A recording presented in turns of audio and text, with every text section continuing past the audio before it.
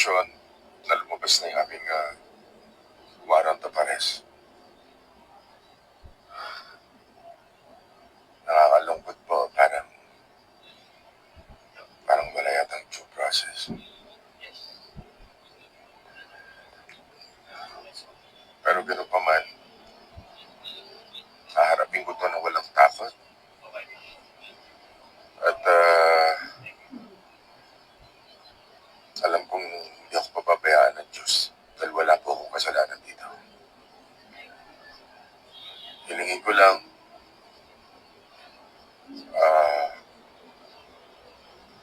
hingi ako ng panalangin at patatagin niyo rin po ang aking pamilya.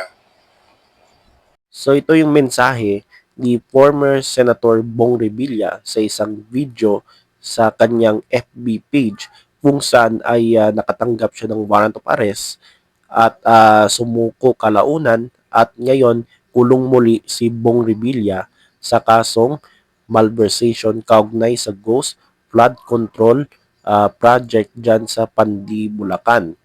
So matanda ninyo ay nakulong na yan dati si Bong Revilla nung pang 2015, tama ba? Sa kasong plunder kaugnay dyan sa Port Barrel. At di nagtagal na-acquit ito. Tapos bumalik siya sa Senado noong 2019.